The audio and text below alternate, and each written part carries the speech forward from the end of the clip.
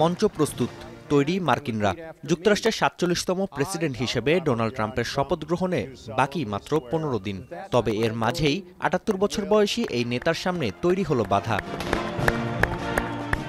পর্নোতারকা stormy ড্যানিয়েলসকে ঘুষ দেওয়ার মামলায় আগামী ১০ জানুয়ারি ডোনাল্ড ট্রাম্পের বিরুদ্ধে রায় দেবেন আদালত।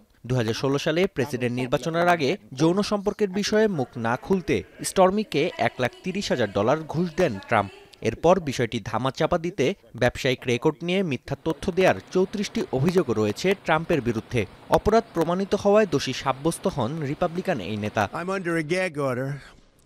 তবে ট্রাম্পের জন্য আশার বিষয়, সাজা ঘোষণা নিশ্চিত হলেও নবনির্বাচিত মার্কিন প্রেসিডেন্ট রেহাই পাবেন কারাবন্দিত্ব থেকে। দেয়া হতে পারে নিঃশর্ত মুক্তি, এমন ইঙ্গিত দিয়েছেন খোদ বিচারক। জাস্টিস জুয়ান মার্চেনের সিদ্ধান্ত অনুযায়ী ১০ জানুয়ারির এই রায়ে সশরীরে বা ভার্চুয়ালি ট্রাম্পকে উপস্থিত হতে হবে।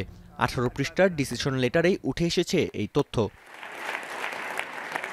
যদিও বিচারকের সিদ্ধান্ত নিয়ে সমালোচনা করেছে ট্রাম্পের আইনি দল। ভিত্তিহীন দাবি করে মামলাটি দ্রুতই খারিজ করার আবেদন করা হয়েছে আদালতের কাছে, যেখানে উল্লেখ করা হয় সাজা ঘোষণার মাধ্যমে প্রেসিডেন্টের দেশ পরিচালনার ক্ষমতাকে বাধাগ্রস্ত করার চক্রান্ত চলছে।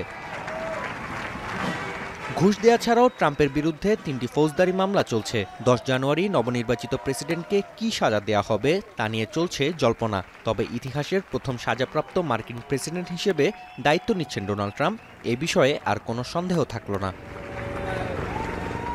নাফিয়া আরমান মনন, এখন বিশ্ব।